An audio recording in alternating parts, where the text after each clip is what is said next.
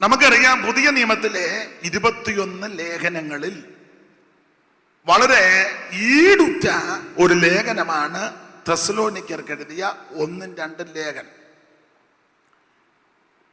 ഈ ലേഖനത്തിന്റെ ഒരു വിശേഷത ദൈവമക്കളുടെ പ്രത്യാശയെ വർദ്ധിപ്പിക്കുന്ന ലേഖനമാണ്. ഇപ്പൊ ഈ പ്രത്യാശയൊന്നും പ്രസംഗിച്ചാൽ ആൾക്കാർക്ക് വലിയ തൃപ്തിയൊന്നും ഇല്ല. നമുക്ക് ഇപ്പൊ ഇനി കേൾക്കാമല്ലോ, കാണാം. പ്രത്യാശ, പ്രത്യാശയെ പറ്റി അങ്ങനെ തന്നെയല്ല. പ്രത്യാശയൊന്നുമില്ല, ഈ തുള്ളിച്ചാടി പോകുന്നല്ലാതെ. പ്രത്യാശ, നമ്മുടെ പ്രത്യാശ എന്നാ? നിങ്ങൾ പറ, അത് പറഞ്ഞേച്ച് നമുക്ക് അത് എന്നെ എന്തെങ്കിലും അറിയാവോ എന്ന് അറിയണമല്ലോ. നമ്മുടെ പ്രത്യാശ എന്നാ? അപ്പം നിങ്ങൾ പറഞ്ഞോ, ശരിയാ. എന്തോ നമ്മുടെ പ്രത്യാശ? വല്ല ചാതി 9 മണിക്ക് യോഗം നടത്തണം അല്ലേ? നമ്മുടെ പ്രത്യാശ എന്നാ? എന്തോ അമ്മയെ പ്രത്യാശ? നമ്മുടെ അമ്മയ്ക്കൊരു പ്രത്യാശയില്ല. എടേ, എന്തുവാ നമ്മുടെ പ്രത്യാശ? എന്തുവാ?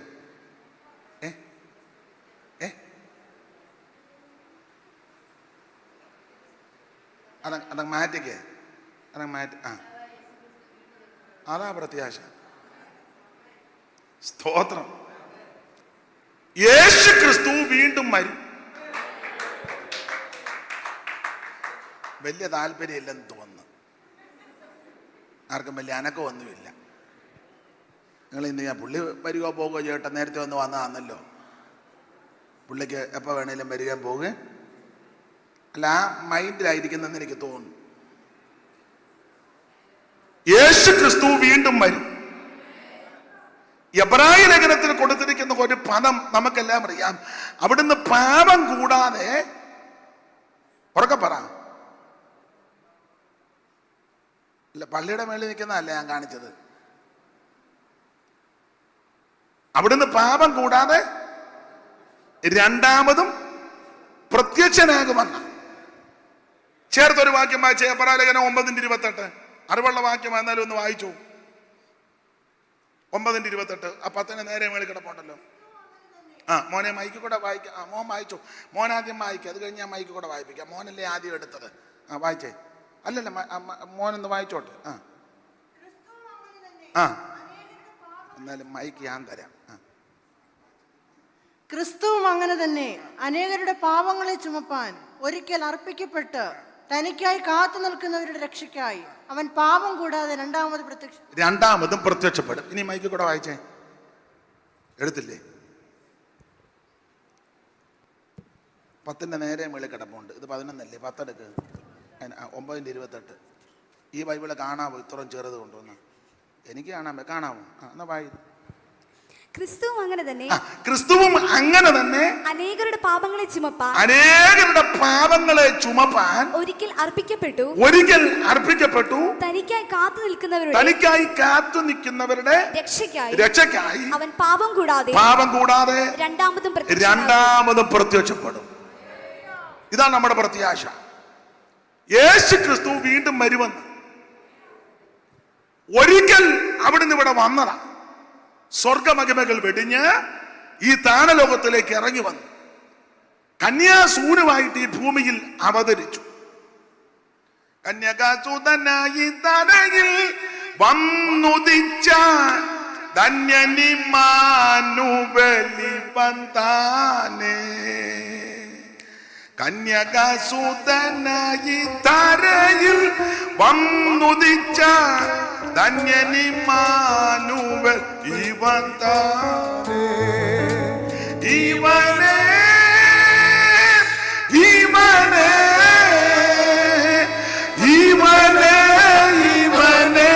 ക്രിസ്തുരക്ഷകൻ ഇവൻ താനേ.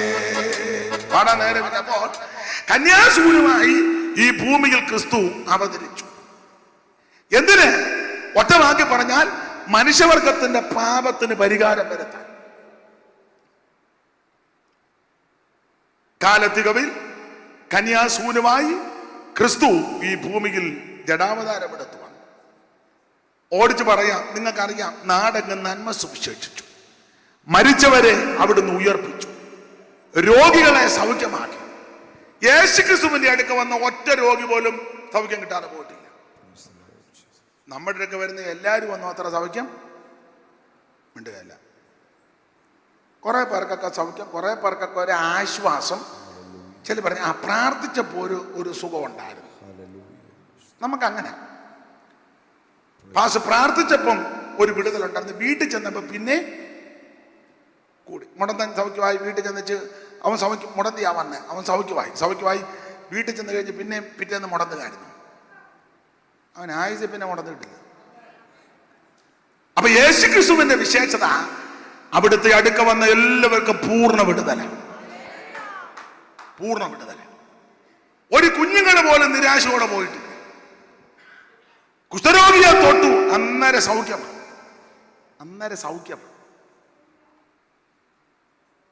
തൊട്ടുടനെ സൗഖ്യമാണ്. ചിലയിടത്ത് ഒരു വാക്ക് പറഞ്ഞതേ ഉള്ളൂ, അന്നേരം സൗഖ്യമാണ്. ആ പനിയൊക്കെ വിട്ടുമാറിയത്, ആ പറഞ്ഞ നാഴിക പനി വിട്ടുമാറിയെന്ന്. നമ്മളൊരു പനിക്കാർ വന്ന് എന്ത് ഇപ്പം പിന്നെ രോഗശാന്തി വരെ പ്രാപ്തമാർക്കെല്ലാം പനിയാന്ന് പറയുമ്പോൾ അകന്ന് നിന്നേ പ്രാർത്ഥിക്കുള്ളൂ. പേടിയാ. ചുമക്കിയാറിനെ പിന്നെ പറയേ തൊണ്ട കൊടുത്തിയാൽ മതി, പാസ് എന്ന് പ്രാർത്ഥിച്ചാട്ട്. യേശുക്രിസ്തുവിന്റെ അടുക്ക വന്ന എല്ലാവർക്കും അതാ ക്രിസ്തുവിന്റെ മഹിമ. ഒരു കുഞ്ഞുങ്ങൾ പോലും നിരാശയോടെ പോയിട്ടില്ല. ഒരു കുഞ്ഞുങ്ങൾ പോലും ഭാരത്തോടെ പോയിട്ടില്ല. വന്നവർക്കെല്ലാം വിടുതല. ഇന്നും അവിടുന്ന് ജീവിക്കുന്നു. വിശ്വാസത്തോടെ യേശുവിന്റെ അടുക്കൽ വരുന്ന സകല എണ്ണത്തിനും രോഗശാന്തിയാണ്. നാനാവ്യാധികളാലും ബാധകളാലും വളഞ്ഞവർ, ഭൂതഗ്രസ്തർ, ചന്ദ്രരോഗികൾ, പക്ഷപാതക്കാർ, കുരുടർ, മുടന്തർ, സകലർക്കും അവിടുന്ന് സൗഖ്യം കൊടുക്കുന്നവനാണ്. നന്ദി കെട്ടവർ കൂടെ നന്മ ചെയ്തവനാ അവിടുന്ന്. നിങ്ങളെ പഠിപ്പിക്കുന്നുണ്ട് 10 കുഷ്ഠരോഗിയാ, അതിൽ 9 എണ്ണത്തിന് നന്ദിയുള്ളതല്ല. അത് തമ്പുരാൻ അറിയുകയും ചെയ്യാം, എന്നാലും സൗഖ്യം കൊടുത്തു. അതാ യേശു. ആട്ടെ, ഓടിച്ചു പോകാം. അപ്പൊ ഒരിക്കലും ക്രിസ്തുവേശു ഈ ഭൂമിയിലേക്ക് വന്നത് മനുഷ്യവർഗത്തിന്റെ പാപത്തിന് പരിഹാരം വരുത്താൻ. അവിടുന്ന് നന്മ സുവിശേഷിച്ചു, മരിച്ചവരെ ഉയർപ്പിച്ചു, രോഗികളെ സൗഖ്യമാക്കി, മുടന്തരെ നടത്തി, ഊമർക്ക് സംസാരശേഷി കൊടുത്തു, ചെകിടർക്ക് കേൾവി കൊടുത്തു. മരിച്ചവന്റെ മഞ്ചത്തെ തൊട്ടപ്പോൾ ചെറുക്കൻ ചാടി എഴുന്നേറ്റു, കൊച്ചനെ അമ്മയ്ക്ക് കൊടുത്തു. എന്തെല്ലാം അത്ഭുതങ്ങളാ! യോഹന്നാന്റെ സുവിശേഷത്തിൽ വായിക്കുന്നത് ചെയ്തതെല്ലാം എഴുതി വെച്ചിട്ടില്ലെന്ന്. അത് എഴുതിയാൽ എഴുതുന്ന പുസ്തകം ലോകത്തിൽ പോലും ഒതുങ്ങത്തില്ല. സ്തോത്രം. ആ ക്രിസ്തുവേശു തിരുവനന്തപുരത്ത് നേരത്തെ എഴുതി വച്ചിരിക്കുന്നത് പോലെ മനുഷ്യവർഗത്തിന്റെ പാപത്തിന് പരിഹാരത്തുവാൻ കഷ്ടാനുഭവങ്ങളിൽ കൂടി കടന്നുപോയി. ഓടിച്ചു പറയാൻ, നമുക്ക് വേണ്ടി മരിച്ചു, അടക്കപ്പെട്ടു, ഉയർത്തു, ഇന്നും ജീവിക്കുന്നു. സ്തോത്രം. ഇന്നും അവിടുന്ന് ജീവിക്കുന്നു. അങ്ങനെ ജീവിക്കുന്ന ക്രിസ്തുവേശു ഇപ്പോൾ സ്വർഗത്തിൽ നമുക്ക് വേണ്ടി പക്ഷപാതം ചെയ്യാം. നമുക്കെന്ന് പറഞ്ഞത് രക്ഷിക്കപ്പെട്ട്, സ്നാനപ്പെട്ട്, ആത്മസ്നാനം പ്രാപിച്ച്, വേർപാട് പാലിച്ച്, വിശുദ്ധ ജീവിതം നയിച്ച്, സഭയോട് ബന്ധപ്പെട്ട്, സഭയുടെ കൂട്ടായ്മയിൽ ഉത്സാഹത്തോടെ നിൽക്കുന്ന ദൈവകുഞ്ഞുങ്ങൾക്ക് വേണ്ടി പക്ഷപാതം ചെയ്യുക. ഇപ്പോൾ അവിടുന്ന് പക്ഷപാതം ചെയ്യുക. ആ പക്ഷപാതം ചെയ്യുന്ന ക്രിസ്തു അധികം താമസിക്കാതെ വീണ്ടും വരും. എന്തിനാന്ന് ചോദിച്ചാൽ, കാത്തിരിക്കുന്ന വിശുദ്ധന്മാരെ ചേർക്കാൻ. പെന്തിക്കോസുകാരെ എല്ലാം കൊണ്ടുപോകാനല്ല വരുന്നത്, സഭക്കാരെ എല്ലാം കൊണ്ടുപോകാനല്ല വരുന്നത്. സ്തോത്രം. നേരത്തെ ഞാൻ ലിസ്റ്റ് പറഞ്ഞല്ലോ. ആ നിലയിൽ നിൽക്കുന്ന വിശുദ്ധന്മാരെ ചേർക്കാൻ യേശു വീണ്ടും വരും. അതാ നമ്മുടെ പ്രത്യാശ. ഞാൻ തുടക്കത്തിലേ പറഞ്ഞല്ലോ, എല്ലാവർക്കും ഇത് കേൾക്കുമ്പം വലിയ സന്തോഷം ഉണ്ടാകുകയില്ലെന്ന് എനിക്കറിയാം. ഞാനത് അറിഞ്ഞുകൊണ്ട് തന്നെ ഈ വിഷയം പ്രസംഗിക്കുന്നത്. നിങ്ങൾക്ക് ചിലർക്ക് ഇന്ന് ഇളകാനൊന്നും ഒക്കത്തില്ല. എന്നാൽ വചനം ഗ്രഹിക്കുന്നവർ നന്നായിട്ട് ഇന്ന് ഇളകുകയും ചെയ്യും. സ്തോത്രം. ഞാൻ ഇളക്കത്തില്ല.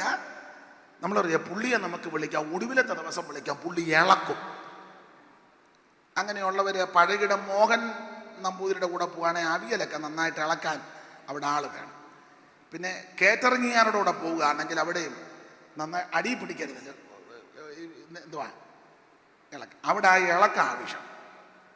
ഇവിടെ ഇളക്കല്ല, കേൾക്കുമ്പോൾ തന്നെ ഇളകിക്കോണം. നിങ്ങൾക്കൊരു ആത്മ നടത്തിപ്പ് വന്ന് എഴുന്നേറ്റ് നൃത്തം ചെയ്യണം, നൃത്തം ചെയ്യാം. ഈ വചനം നമ്മുടെ ഹൃദയത്തിൽ ക്രിയ ചെയ്യണം. Praise the Lord.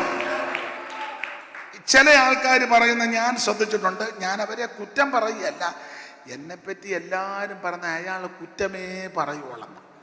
അങ്ങനെ എല്ലാവരുടെയും ഒരു ധാരണ ഏതാണ്ട് ശരിയാ. അതെ, കുറ്റം ഉള്ളത് കൊണ്ടല്ലേ ഈ പറയുന്നേ.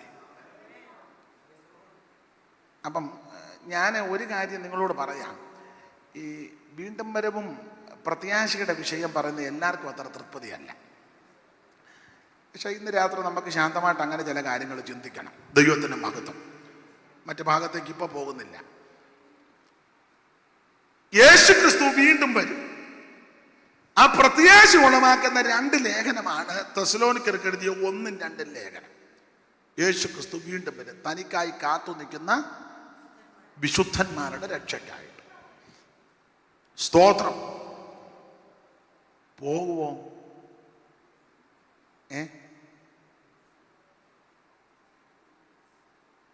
പോവോന്ന്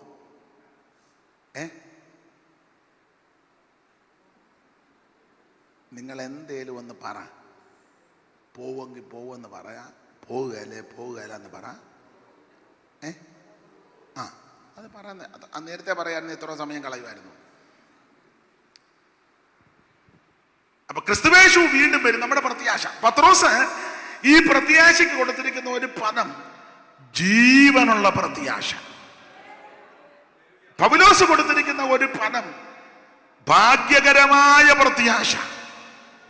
ഇത് ഇതര സമൂഹത്തിൽപ്പെട്ടവർക്കില്ല. കാരണം അവരെ നടത്തിയ നായകന്മാർ പലരും എങ്ങോട്ട് പോയെന്ന് തന്നെ വലിയ തിട്ടമില്ല. ഇനിയും പോയപ്പോഴാണ് ഒന്നും പറയാതെ പലരും മുങ്ങുകയായിരുന്നു. ചിലര് മാഞ്ഞു പോയെന്നാ പറയുന്നത്. ചിലര് പോയപ്പോൾ ഒന്നും പറയാതെ,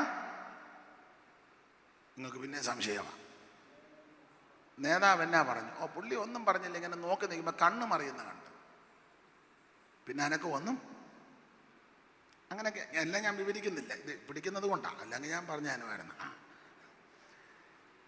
എന്നാൽ യേശു അങ്ങനല്ല പോയത്. തൻ്റെ ശിഷ്യവൃത്തങ്ങളെല്ലാം കൂട്ടിക്കൊണ്ട് ഒലിവുമലയിൽ ചെന്ന് അന്ത്യകൽപ്പന കൊടുത്ത്, മത്തായി 28, മർക്കോസ് 16, ലൂക്കോസ് 24 അന്ത്യകൽപ്പന കൊടുത്ത് എല്ലാം പറഞ്ഞവരോട് കാര്യമെല്ലാം പറഞ്ഞ് അവർ നോക്കി നിൽക്കുമ്പോൾ ഉണ്ടയിടുകയല്ല, നോക്കി നിൽക്കുമ്പോൾ മേപ്പോട്ടാ പോകുന്നത്. അവർ നോക്കി നിൽക്കുമ്പോൾ മേളിലോട്ട് പോവുക. അപ്പം ശിഷ്യവൃത്തങ്ങളെല്ലാം ഇങ്ങനെ നോക്കി നിൽക്കുക, യേശു മേളിലോട്ട് പോവുക. സ്തോത്രം. ഇങ്ങനെ പോയി ഇങ്ങനെ വായിക്കുന്ന ഒരു മേഘം വന്നവനെ മൂടി മറച്ചു, അവൻ അവരുടെ കാഴ്ചയ്ക്ക് മറഞ്ഞു. ഇവിടെ എലന്തൂരിലെ ഷൗമേല് സാർ എഴുതിയ പാട്ട്, എനിക്ക് ഇഷ്ടമുള്ള പാട്ട്, എപ്പോഴും പാടും. ആ വരി ഇങ്ങനെ: ഒലിവന്നോതും മലയിൽ നിന്നും തിരുജനമരികിൽ നിൽക്കവേ, ഒലിവന്നോതും മലയിൽ നിന്നും തിരുജനമരികിൽ നിൽക്കവേ, ചരണമുയർന്നു ഗഗനേഗതനായി താതനരികിലമർന്നു താൻ, ചരണമുയർന്നു ഗഗനേഗതനായി താതനരികിലമർന്നു താൻ. നല്ല പാട്ടാണ്. അവിടെ പോയിരുന്നു. ഈ 2 ശീലേ പാടുള്ളൂ. അപ്പം പിന്നെ ഇങ്ങോട്ട് എഴുന്നേറ്റ് പറയണം. പിന്നെ തന്നെയല്ലേ നമുക്ക് അത്ര പാട്ടുമായിട്ട് ഒക്കത്തില്ല. മോൻ്റെ കുഴപ്പമല്ല, എൻ്റെ കുഴപ്പമാണ്. അപ്പൊ ശ്രദ്ധിച്ചേ, അവിടുന്ന് നോക്കി നിൽക്കുമ്പോൾ മുകളിലോട്ട് പോകുക. യേശുവിൻ്റെ വിശേഷത അങ്ങനെ. തന്നെ സേവിച്ചവരെ ഒടുവിൽ കൈവിട്ടില്ല. ഒന്നും പറയാമല്ല പോയത്.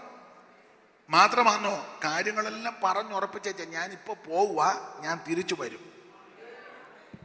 ഇപ്പൊ ഞാൻ പോവാ, ഞാൻ തിരിച്ചു വരും. നിങ്ങളുടെ ഹൃദയം കലങ്ങരുത്, കലങ്ങരുത്. ദൈവത്തിൽ വിശ്വസിപ്പീൻ, എന്നിലും വിശ്വസിപ്പീൻ. എന്ത് ക്ലിയറായിട്ടാ പറഞ്ഞ, എൻ്റെ പിതാവിൻ്റെ ഭവനത്തിൽ അനേകം വാസസ്ഥലമുണ്ട്. ഇല്ലെങ്കിൽ ഞാൻ നിങ്ങളോട് പറയും, ഞാൻ നിങ്ങൾക്ക് സ്ഥലമൊരുക്കാൻ പോവുക. ഞാൻ അവിടെ ചെന്ന് സ്ഥലമെല്ലാം ഒരുക്കിച്ച് തിരിച്ചു വരും. തിരിച്ചു വരുന്നത് ഹായ് പറഞ്ഞേച്ച് പോകാനല്ല, നിങ്ങളെ ചേർത്ത് കൊള്ളാനാ. ഇത് കൂടുതലൊക്കെ എന്നാ പറയാനാ? എന്നിട്ട് ഇരിപ്പ് കണ്ടില്ലേ, യാതൊരു സന്തോഷവുമില്ല. ഓ എൻ്റെ പാസ്റ്റർ, നിങ്ങൾ അങ്ങോട്ട് കൊണ്ട് നോക്കിയാൽ ഇരിപ്പൊക്കെ കണ്ടില്ലേ? ഇനിയിപ്പോ ഇത്രയും കേട്ടിട്ടും ഇത് ഇരിപ്പാന്ന് രക്ഷപ്പെടാൻ ഒരു സാധ്യത? എന്ത് ക്ലിയറായിട്ട് പറഞ്ഞേച്ചാ പോയത്. സ്തോത്രം. അതെ, നമ്മുടെ പ്രത്യാശ യേശു ക്രിസ്തുവിന്റെ വീണ്ടും വരവാണ്. അപ്പൊ ഓർപ്പിച്ചല്ലോ, തെസ്സലോനിക്കർക്ക് 2 ലേഖനം എഴുതി. 2 ലേഖനത്തിലെയും വിഷയം 2 പ്രത്യക്ഷതയാണ്. ഞാൻ എപ്പോഴും പറയാറുണ്ട്, 1-ാം ലേഖനത്തിലെ വിഷയം യേശു ക്രിസ്തുവിന്റെ പ്രത്യക്ഷത, 2-ാം ലേഖനത്തിലെ വിഷയം എതിർ ക്രിസ്തുവിന്റെ പ്രത്യക്ഷതയാണ്. 2-ാം ലേഖനം പോട്ടെ. 1-ാം ലേഖനത്തിൽ നമുക്കറിയാം 5 അധ്യായങ്ങളുണ്ട്. 5 അധ്യായത്തിലും യേശു പ്രത്യക്ഷപ്പെടുമെന്ന് അവിടെ തെളിയിച്ചിട്ടുണ്ട്. 1-ാം അധ്യായത്തിന്റെ 9-ഉം 10-ഉം, 2-ാം അധ്യായത്തിന്റെ 19-ാം വാക്യവും, 3-ാം അധ്യായത്തിന്റെ 13-ാം വാക്യവും, 4-ാം അധ്യായത്തിന്റെ 13 മുതൽ 17 വരെയുള്ള വാക്യവും, 5-ാം അധ്യായത്തിന്റെ 23-ാം വാക്യവും. മോള് തന്നെ മൈക്കിൽ കൂടെ വായിക്കാമോ? 1-9-ഉം 10-ഉം ആയിരം. ഞങ്ങൾക്ക് നിങ്ങളുടെ അടുക്കൽ എങ്ങനെയുള്ള പ്രവേശനം സാധിച്ചു എന്നും ജീവനുള്ള സത്യദൈവത്തെ സേവിപ്പാനും അവൻ മരിച്ചവരുടെ ഇടയിൽ നിന്ന് വായിച്ചേ. ജീവനുള്ള ദൈവത്തെ സേവിപ്പാനും, ജീവനുള്ള സത്യദൈവത്തെ സേവിപ്പാനും അവൻ മരിച്ചവരുടെ ഇടയിൽ നിന്ന് ഉയർപ്പിച്ച. എനിക്ക് എന്റെ കേൾവിയുടെ കുറപ്പാ. മുമ്പേ അവരെന്നാന്നോ വായിച്ചതോ? അവൻ വായിച്ചു. അവൻ മരിച്ചവരുടെ ഇടയിൽ നിന്ന് ഉയർപ്പിച്ച തന്റെ പുത്രനും വരുവാനുള്ള കോപത്തിൽ നിന്ന് നമ്മെ വിടുവിക്കുന്നതിനുമായ യേശു സ്വർഗത്തിൽ നിന്ന് വരുന്നത്. യേശു ക്രിസ്തു സ്വർഗത്തിൽ നിന്ന് വീണ്ടും വരും. ഇപ്പോൾ അവിടുന്ന് സ്വർഗത്തിൽ നമുക്ക് വേണ്ടി പക്ഷപാതം ചെയ്യുക. ആ പക്ഷപാതം ചെയ്യുന്ന ക്രിസ്തു അധികം താമസിക്കാതെ സ്വർഗത്തിൽ നിന്ന് നമുക്ക് വേണ്ടി വരും. യേശു പ്രത്യക്ഷപ്പെടും. ഇനി മോളെ 2-ാം അധ്യായത്തിന്റെ 19 വായിച്ചേ. 2:19. നമ്മുടെ കർത്താവായ യേശുവിന് മുമ്പാകെ അവന്റെ പ്രത്യക്ഷതയിൽ, നമ്മുടെ കർത്താവാകുന്ന യേശു ക്രിസ്തുവിന് മുമ്പാകെ അവന്റെ പ്രത്യക്ഷത, അവിടെയും ക്രിസ്തു പ്രത്യക്ഷപ്പെടുമെന്ന് തെളിയിച്ചു. 3:13. ഇങ്ങനെ നമ്മുടെ കർത്താവായ യേശു തന്റെ സകല വിശുദ്ധന്മാരുമായി വരുന്ന പ്രത്യക്ഷത, അവിടെ യേശു പ്രത്യക്ഷപ്പെടുമെന്ന് തെളിയിക്കുക. 4:13 മുതൽ കണ്ണിക തുടങ്ങുന്നത്. സഹോദരന്മാരെ, നിങ്ങൾ പ്രത്യാശയില്ലാത്ത മറ്റുള്ളവരെ പോലെ ദുഃഖിക്കാതിരിക്കേണ്ടതിന് നിദ്ര കൊള്ളുന്നവരെ കുറിച്ച് അറിവില്ലാതിരിക്കുന്നത് ഞങ്ങൾ ആഗ്രഹിക്കുന്നു. യേശു മരിക്കുകയും ജീവിച്ചെഴുന്നേൽക്കുകയും ചെയ്തു എന്ന് നാം വിശ്വസിക്കുന്നു. എങ്കിൽ അങ്ങനെ തന്നെ ദൈവം നിദ്ര കൊണ്ടവരെയും യേശു മുഖാന്തരം അവനോട് കൂടെ വരുത്തും. കർത്താവിന്റെ പ്രത്യക്ഷത, അവിടെ യേശു പ്രത്യക്ഷപ്പെടുമെന്ന് തെളിയിക്കുക. ഇനി 5-ാം അധ്യായത്തിന്റെ 23-ാമത്തെ വാക്യം കൂടെ വായിക്കും. സമാധാനത്തിന്റെ ദൈവം തന്നെ നിങ്ങളെ മുഴുവനും ശുദ്ധീകരിക്കുമാറാകട്ടെ. നിങ്ങളുടെ ആത്മാവും പ്രാണനും ദേഹവും അശേഷം നമ്മുടെ കർത്താവായ യേശുക്രിസ്തുവിന്റെ പ്രത്യക്ഷത. അപ്പൊ ശ്രദ്ധിച്ചേ, 5 അധ്യായത്തിലും യേശു പ്രത്യക്ഷപ്പെടുമെന്ന് തെളിയിച്ചു. യേശു പ്രത്യക്ഷപ്പെടും. ഞാൻ തുടക്കത്തിലേ പറഞ്ഞു, വലിയ താല്പര്യമില്ല പലർക്കും, എനിക്കറിയാം യേശു പ്രത്യക്ഷപ്പെടുമെന്ന് പറഞ്ഞിട്ട്. ഇനി എന്തിനൊക്കെയാ യേശു പ്രത്യക്ഷപ്പെടുന്നത്? ആ ഭാഗത്തേക്ക് പോകുന്നില്ല. 1-ാം അധ്യായത്തിൽ പറയുകയാണ്, 9-10 വാക്യം. ഞങ്ങൾക്ക് നിങ്ങളുടെ അടുക്കൽ എങ്ങനെയുള്ള പ്രവേശനം സാധിച്ചുവെന്ന് ജീവനുള്ള സത്യദൈവത്തെ സേവിക്കുവാനും അവൻ മരിച്ചവരുടെ ഇടയിൽ നിന്ന് ഉയർപ്പിച്ച തന്റെ പുത്രനും വരുവാനുള്ള കോപത്തിൽ നിന്ന് നമ്മെ വിടുവിക്കുന്നവനുമായ യേശു സ്വർഗത്തിൽ നിന്ന് വരുന്ന നമ്മൾ കാത്തിരിക്കുക. അതിനാ കാത്തിരിക്കുന്നത്. നമ്മൾ കാത്തിരിക്കുന്നത് എന്തിനാ? നമ്മൾ കാത്തിരിക്കുന്നേ. അയ്യോ, പക്ഷെ ഞാൻ ഈ സമയം വന്നത് എനിക്കൊരു വീട് കിട്ടണം. ഞങ്ങൾ ദേശത്ത് ഒത്തിരി നിന്ദിക്കപ്പെട്ടവരാണ്, അതുകൊണ്ട് അതിനായിട്ടാണ് ഞങ്ങൾ കാത്തിരിക്കുന്നത്. നല്ല കാര്യം. പക്ഷേ ഞങ്ങൾ ഈ സമയം വന്നത് എൻ്റെ രോഗത്തിനൊരു പൂർണ്ണ വിടുതൽ കിട്ടും. അതിനാ കാത്തിരിക്കുന്നത്. ഏത് യോഗത്തിൽ വെച്ചാൽ സൗഖ്യം കിട്ടുന്നതെന്ന് അറിയത്തില്ല. ഞങ്ങൾ എല്ലാ യോഗത്തിനും വരുന്നുണ്ട്. ഇവിടെ അങ്ങ് താമസിക്കാമെന്ന് തീരുമാനിച്ചു. നല്ല കാര്യം. പക്ഷെ ഞാനും പിള്ളേരും വന്നത് മോനൊരു വിസായം കിട്ടണം, മോടെ കല്യാണം നടക്കണം. ഞങ്ങളുടെ വിഷയം അതാ. അത് ഇതൊക്കെ നടക്കേണ്ട കാര്യമാണ്. ഉദാഹരണം പറഞ്ഞതാ. എന്നാൽ പ്രഥമമായ വിഷയം യേശുക്രിസ്തുവിന്റെ വരവിനായിട്ട് കാത്തിരിക്കും. അങ്ങനെ കാത്തിരിക്കുന്ന ദൈവകുഞ്ഞുങ്ങൾ ഈ ഭൂമിയിൽ ജീവിക്കുമ്പോൾ അടിസ്ഥാനപരമായ കാര്യങ്ങൾ നടക്കണം. വരവ് വരെ അതൊക്കെ ദൈവം നടത്തിക്കോളും. ദൈവത്തിന് കഴിവുണ്ടെന്ന്. ദൈവത്തിന് കഴിവുണ്ട്. ഈ ഓട്ടക്കടത്തിൽ ഓടി ജയിച്ച് കഴിയുമ്പോൾ ആ ട്രോഫി കിട്ടുന്നത്. പിന്നെ ചിലർക്ക് നിരാശപ്പെടാതിരിക്കാൻ ഈ പ്രോത്സാഹന സമ്മാനം കൊടുക്കും. ഇത്ര ഓടിയതല്ലേ, രാവിലെ മുതൽ രാവിലത്തെ പാട്ടിനും കൈയടിച്ചു, ഉച്ചക്കത്തതിനും കൈയടിച്ചു, വൈകിട്ടുമൊക്കെ കൈയടിച്ചു, എങ്ങും പോകാതെ ഇവിടെ തന്നെ ഇരുന്ന് പ്രാർത്ഥിക്കാതെ. പ്രോത്സാഹന സമ്മാനം. അതാ ഈ വണ്ടിയും വീടും വസ്തുവും ജോലിയൊക്കെ. അതൊക്കെ പ്രോത്സാഹന സമ്മാനം. ട്രോഫി വേറെയാണ്. പക്ഷെ നമ്മുടെ ആൾക്കാർക്ക് ട്രോഫി വേണ്ട. എല്ലാവർക്കും അതാ. എനിക്ക് നിങ്ങളുടെ മുഖം കാണുമ്പോൾ അറിയാം, നിങ്ങളിലൊരു 90% പ്രോത്സാഹന സമ്മാനത്തിനിരിക്കുക. ഞാൻ പറഞ്ഞ മോന് മനസ്സിലായോ? അവർക്കോ മനസ്സിലാകുന്നില്ല. മോന് മനസ്സിലായോ? ആ, പ്രോത്സാഹന സമ്മാനം നല്ലതാ. നമ്മുടെ ഉന്നം അതല്ല, അവിടുത്തെ വീണ്ടും വരാം.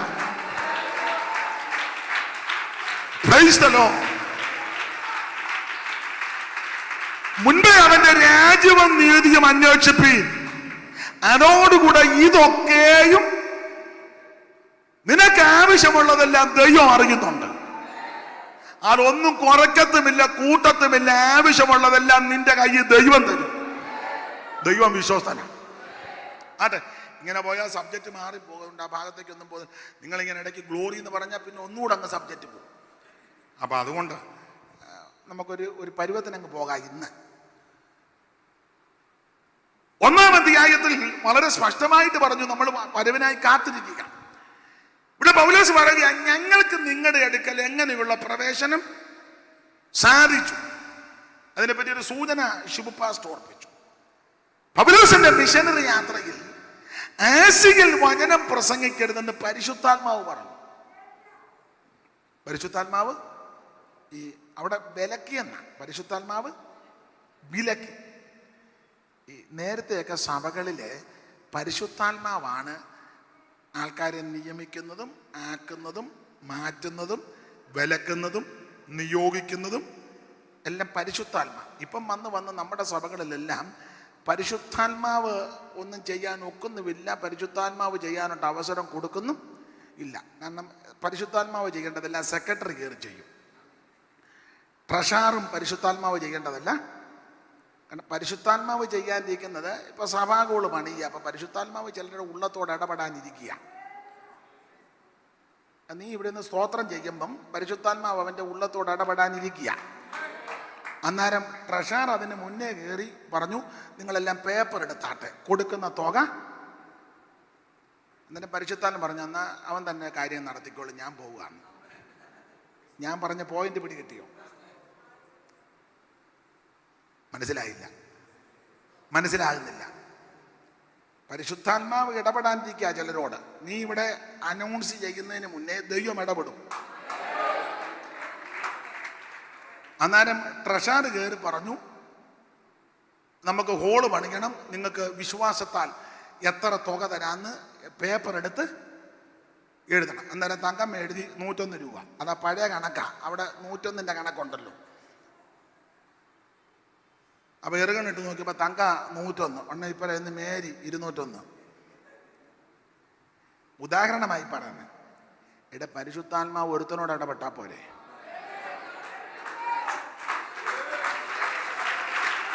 ഒറ്റ ഒരുത്തനോട് ഇടപെട്ടാ പോലെ. ഒരുത്തനോട് ഇടപെട്ടാ പോലെ. സ്തോത്രം. അപ്പൊ നമ്മള് പരിശുദ്ധാത്മാവ് ഇടപെടാൻ സമയവും അനുവദിച്ചു കൊടുക്കുന്നില്ല. ആര് ശുശ്രൂഷ സൂക്ഷിക്കണം, ഇരുന്ന് പ്രാർത്ഥിക്കണം. പ്രാർത്ഥിക്കുമ്പോൾ നിയോഗം കിട്ടും. ഇത് അതിന് പ്രാർത്ഥിക്കത്തില്ല. കമ്മിറ്റിക്കാരെല്ലാം കൂടെ വട്ടം വരുന്ന നമ്മളൊക്കെ ഈ പ്രാവശ്യം ആരെ വിളിക്കണം? ഈ പ്രാവശ്യം നമുക്ക് ഉമ്മന്മാരെ എല്ലാം കൂടെ വിളിക്കാം. Oommen George, George Oommen Varghese, Oommen Chacko, Ummachan. ആ വർഷമെല്ലാം ഉമ്മന്മാര്.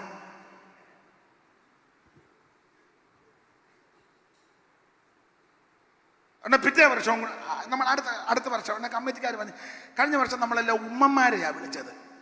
ഈ വർഷം ഉമ്മനൊന്നും വേണ്ട, നമുക്ക് അനീഷ്മാരെ എല്ലാം കൂടെ ഒന്ന് വെച്ച്. ആരൊക്കെ? അനീഷ് കാവാലം, അനീഷ് കൊഴുവല്ലൂർ, അനീഷ് പത്തനംതിട്ട, പിന്നെ അനീഷ് റാന്നി, അനീഷ് തോമസ്, അനീഷ് കൊല്ലം, അനീഷ് ഏലപ്പാറ. അപ്പൊ പരിശുദ്ധാത്മാവ് വേറെ ചിലരെ ആക്കാൻ നിയോഗിച്ച് വെച്ചിരിക്കുക. സമയം കൊടുക്കുകയല്ല. പിറ്റേ യോഗത്തിന് നമ്മൾ കഴിഞ്ഞ പ്രാവശ്യം ഉമ്മന്മാരെ വിളിച്ചു, പിന്നെ അനീഷുമാരെ എല്ലാം വിളിച്ചു. നമുക്ക് ഈ പ്രാവശ്യം 2 കൂട്ടരെ വേണ്ട, വേറെ ചെറിയാച്ചന്മാരെ വിളിക്കാം. ആരൊക്കെ? P C Cherian, K C Cherian, Babu Cherian, T A Cherian, C I Cherian. ഞാൻ പറയുന്ന കാര്യം മനസ്സിലാക്കി. ഞാൻ ഉദാഹരണമായി പറഞ്ഞു തരുന്നത്. പരിശുദ്ധാത്മാവിന് അവസരം കൊടുക്കുന്നില്ല.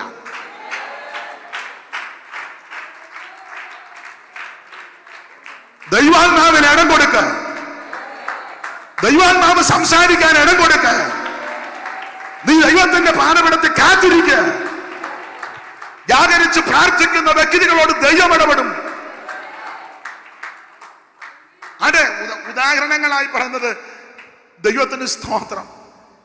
ആസികൾ വചനം പ്രസംഗിക്കരുതെന്ന് പരിശുദ്ധാത്മാവ് വിലക്കി. ഇപ്പൊ പരിശുദ്ധാത്മാവ് അല്ലല്ലോ വിലക്കുന്ന. കമ്മിറ്റി കൂടി അങ്ങ് വിലക്കുക. പുള്ളിയെ മുടക്കി, ഈ പുള്ളിയെ വിലക്കി, മറ്റേ പുള്ളിയെ ഒതുക്കി, മറ്റേ പുള്ളിക്ക് കത്ത് കൊടുത്തു. നടക്കുന്ന പരിപാടിയാണ്. എന്നെ കേൾക്കുന്ന പ്രിയപ്പെട്ടവരെ, ദൈവഹിതത്തിനെ ഏൽപ്പിക്കുക.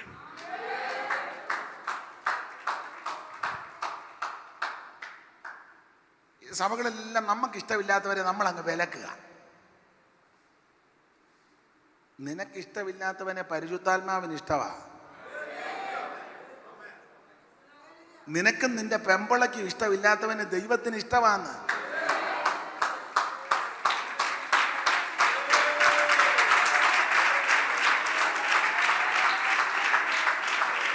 സ്തോത്രം. രാത്രി പറഞ്ഞു, അച്ചായ അയാളെ വിളിക്കാനൊക്കത്തില്ല, ഞാൻ സമ്മതിക്കുകയില്ല. ഞാനുള്ള കാലത്തോളം ഈ സഭ ഒന്ന് അച്ചായൻ പിറ്റേന്ന് എഴുന്നേറ്റ് വിലക്കി. പരിശുദ്ധാത്മാവ് പുള്ളിയെ വിളിക്കാനിരിക്കുക. പെമ്പള കയറി. ഒരുമാതിരിപ്പെട്ട സഭയിലല്ല ഇതൊക്കെ തന്നെ.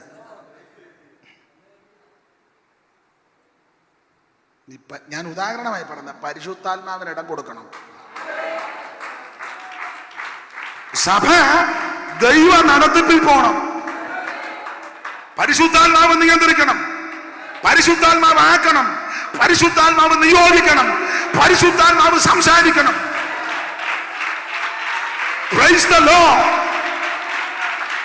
ദൈവത്തിന് മഹത്വം, ദൈവത്തിന് മഹത്വം, ദൈവത്തിന് മഹത്വം, ദൈവത്തിന് മഹത്വം, ദൈവത്തിന് മഹത്വം, ദൈവത്തിന് മഹത്വം.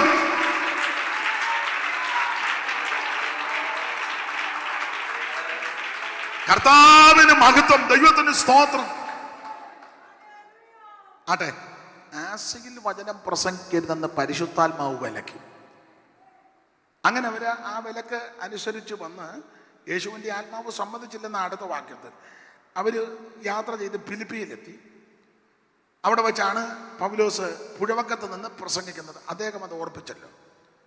അപ്പോൾ പുഴവക്കത്ത് പുൾപ്പിറ്റൊന്നും വേണമെന്നില്ല, പുഴവക്കത്ത് നിന്ന് പ്രസംഗിച്ചു. ഇപ്പോഴത്തെ പ്രസംഗത്തിൽ ഞാൻ എന്നെയും കൂടെ പ്രതിയാക്കുക, എന്നെ ഞാൻ പ്രതിയാക്കുക. നിങ്ങൾ ഉടക്കുന്നുണ്ടെങ്കിൽ ശ്രദ്ധിച്ച് കേട്ടേച്ചേ എന്നോട് ഉടക്കാവുള്ളൂ. ഞാൻ എന്നെയും കൂടെ പ്രതിയാക്കുക. ഇപ്പം ഈ വന്ന കാലത്ത് നമുക്ക് പ്രസംഗിക്കണമെങ്കിൽ വലിയ സ്റ്റേജ് വേണം, സിസ്റ്റം കാലമതാ. അതൊക്കെ പിന്നെ സഹിക്കാം. വിശ്രമിക്കാൻ ചെറിയ വീടോ പെയ്ത്തോമോ ഒന്നും കൊടുത്താൽ ചിലക്ക് ബോധിക്കത്തില്ല. അവർക്ക് 5 സ്റ്റാർ ഹോട്ടൽ തന്നെ. പിന്നെ അല്ല, ചിലതിനെ പെയ്ത്തോമി വിശ്രമിപ്പിക്കാനും കൊള്ളുകയല്ല. പെയ്ത്തോമിൽ ഞാൻ പറയുന്ന മനസ്സിലാകുന്നോ? പെയ്ത്തോമിൽ വിശ്രമിപ്പിക്കാനും കൊള്ളുകയല്ല. അമ്മാമ്മയുടെ നമ്പർ അങ്ങ് ആദ്യം മേടിക്കും.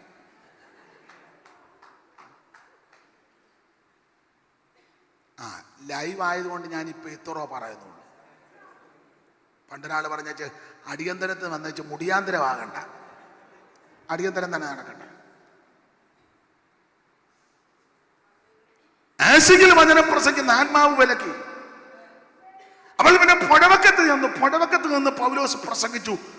ലുദിയായുടെ ഹൃദയം ദൈവം തുറന്നു.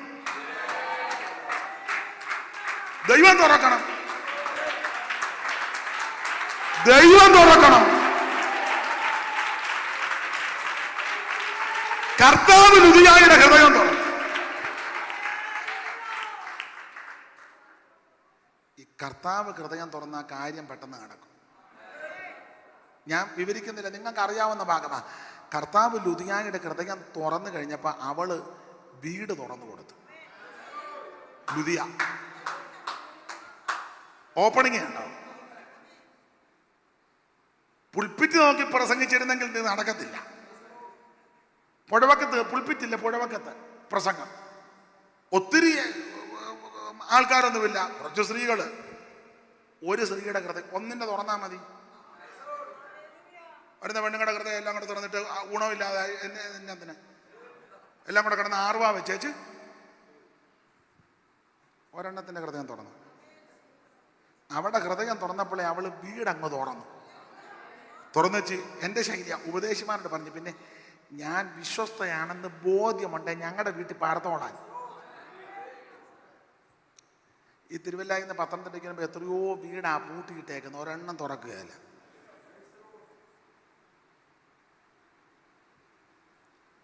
നരിച്ചീറും ഈനാമ്പേച്ചി മരപ്പെട്ടി ഇല്ലേ, സ്തോത്രം. പിന്നെ ചിലര് വീട് തുറന്നിട്ടുണ്ട്, വാടക മേടിക്കുന്നെങ്കിൽ ഔട്ട് ഹൗസിലാണ് പാർപ്പിച്ചേക്കുന്നത്. ഞാൻ ഈയിടെ കണ്ടൊരു ഉപദേശി ഔട്ട് ഹൗസ് എന്നല്ലേ പറഞ്ഞത്. ഭയങ്കരം വീടപ്പുറം പണിതിട്ടിരിക്കുക, ബ്രഹ്മാണ്ടം വീട്. ഒരു ഉപദേശിയും ഭാര്യയും 2 പിള്ളേരും ഔട്ട് ഹൗസിൽ, ഒരു ബെഡ്റൂമും ഒരു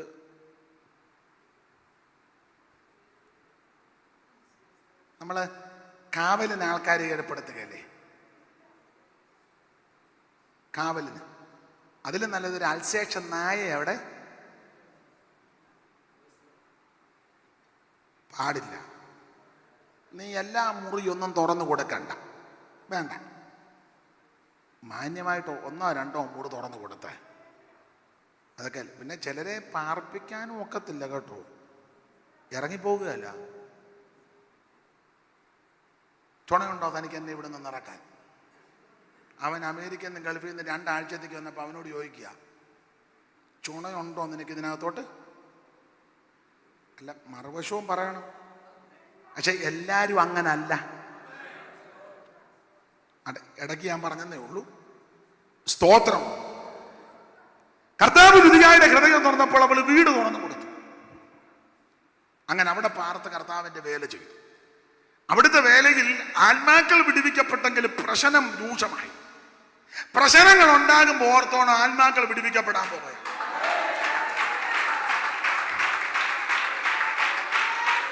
ഹല്ലേലൂയ. നിനക്കെതിരെ കരുക്കളും തന്ത്രങ്ങളും ആക്ഷേപങ്ങളും അപമാനങ്ങളും പോരാട്ടങ്ങളും മർദ്ദിക്കും ഓർത്തോണം അവൻ ആത്മാക്കൾ വിടുവിക്കപ്പെടാൻ പോകുക.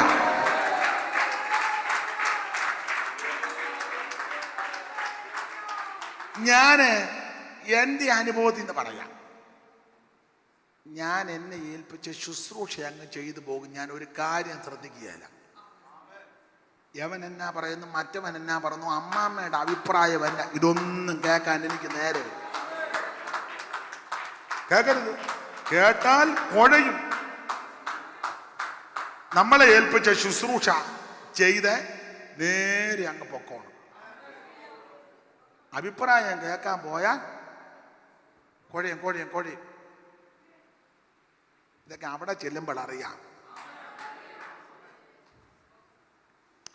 ആട്ടെ, അവിടെ പ്രശ്നം രൂക്ഷമായതുകൊണ്ട് ഇവര് തിരിച്ച് യാത്ര ചെയ്ത് ഈ തെസ്സലോനിക്കയിലെത്തി. മോളെ 17-ാം അധ്യായത്തിന്റെ 1-2 വായിച്ച അപ്പോസ്തല പ്രവൃത്തി 17:1. ഞങ്ങൾക്ക് നിങ്ങളുടെ അടുക്കൽ എങ്ങനെ പ്രവേശനം ലഭിച്ചെന്ന അവർ അംഫിപൊലിസിലും അപ്പൊലോനിയിലും കൂടി കടന്ന് തെസ്സലോനിക്കയിലെത്തി. അവര് അംഫിപൊലിസിലും അപ്പൊലോനിക്കയിലും കൂടി കടന്ന് തെസ്സലോനിക്കയിൽ എത്തി. അവിടെ യഹൂദന്മാരുടെ ഒരു പള്ളി ഉണ്ടായിരുന്നു. പൗലോസ് പതിവ് പോലെ അവരുടെ അടുക്കൽ ചെന്നു 3 ശബ്ബത്തിൽ തിരുവെഴുത്തുകളെ ആധാരമാക്കി അവരോട് വാദിച്ചു. ക്രിസ്തു കഷ്ടം അനുഭവിക്കുകയും മരിച്ചവരിൽ നിന്ന് ഉയർത്തെഴുന്നേൽക്കുകയും ചെയ്യേണ്ടതെന്നും ഞാൻ നിങ്ങളോട് അറിയിക്കുന്ന. 1-ാം അധ്യായത്തിന്റെ 9 ചോദിച്ചിരിക്കുന്നത് ഞങ്ങൾക്ക് നിങ്ങളുടെ അടുക്കൽ എങ്ങനെയുള്ള പ്രവേശനം സാധിച്ചു. അതിങ്ങനെ സാധിച്ചത് ഓടിച്ചു പറയാം. 1-ാം അധ്യായത്തിൽ 9-ാം അധ്യായത്തിന്റെ 10 വാക്യത്തിൽ ഞങ്ങൾക്ക് നിങ്ങളുടെ അടുക്കൽ എങ്ങനെയുള്ള പ്രവേശനം സാധിച്ചുവെന്ന് ജീവനുള്ള സത്യദൈവത്തെ സേവിപ്പാൻ. ഈ ആയുസിൽ എനിക്ക് നിങ്ങൾക്ക് ലഭിച്ച ഏറ്റവും വലിയ ഭാഗ്യം സത്യദൈവമായ, നിത്യദൈവമായ, ഏകദൈവമായ, സാക്ഷാൽ ദൈവമായ, ജീവനുള്ള ദൈവമായ യേശുക്രിസ്തുവിനെ ആരാധിക്കുന്ന അതാ ഏറ്റവും വലിയ ഭാഗ്യം എന്ന് പറഞ്ഞാൽ നീ രക്ഷിക്കപ്പെട്ടതായ ഏറ്റവും വലിയ ഭാഗ്യം, ഈ മാർഗത്തിൽ വന്നതായ ഏറ്റവും വലിയ ഭാഗ്യം, ഒരു ദൈവ പൈതലായി തീർന്നതായ ഏറ്റവും വലിയ ഭാഗ്യം. നിങ്ങൾ ഓർക്കുന്ന ഭയങ്കരം വീട് പണിയുന്നത് ആ ഭാഗ്യമെന്നാണോ? വലിയ വീട് പണിത് കിടക്കുന്നവർക്ക് സ്വസ്ഥത എന്ന് പറയുന്നത് പലർക്കും ഇല്ല. അതിനകത്ത് ഉമ്മ കിടക്കുന്നതേ ഉള്ളൂ, വെറുതെ കിടക്കുക. എമ്മമ്മോമിന്റെ മെത്ത അടുക്കി വെച്ചേക്ക. പക്ഷെ വൈദ്യുതി പറഞ്ഞത് പാപ്പച്ച തറയിലേ കിടക്കാവുള്ളു. അല്ലെ പലകക്കട്ടില്ല, പലക കാഞ്ഞിരത്തിന്റെ പലക കിട്ടുമോ? കാഞ്ഞിരപ്പലക നോക്കട്ടെ വൈദ്യുതി. അത് പരുവത്തിന് കീറി ആ പലക തലയണ പോലും വെക്കാതെ. അയ്യോ, ഞാൻ എമ്മമ്മോമിന്റെ 45,000 മെത്ത അത് അവിടെ കിടന്നുകൊണ്ട് ചരിഞ്ഞ് നോയിക്കോണം. എൻ്റെ മെത്തേ എടെ പാപ്പ ആ മെത്ത എടുത്ത് കിടക്കാൻ ആക്കമുള്ളവർക്ക് കൊടുക്കേ, അതൊട്ട് കൊടുക്കുകയില്ല. ഗതികേട് നോയിക്കേ. നിങ്ങൾ ചിന്തിച്ചേ, 3 നില വീട്, രാജസ്ഥാൻ മാർബിള്, കപ്പലേല സാധനം കൊണ്ടുവന്നിറക്കി പണിത വീട്. അച്ചായൻ കിടക്കുന്ന എവിടാ?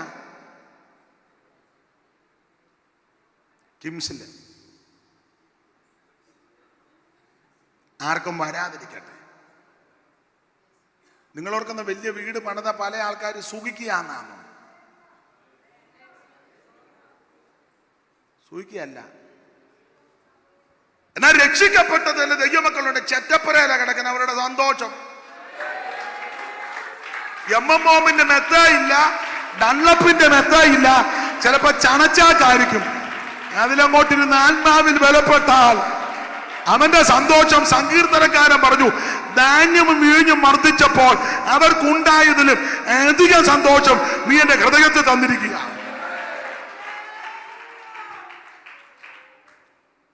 ഞങ്ങളുടെ കാവാലത്തൊരു വീടുണ്ട്, മാലീത്തറ എന്ന് പറയും.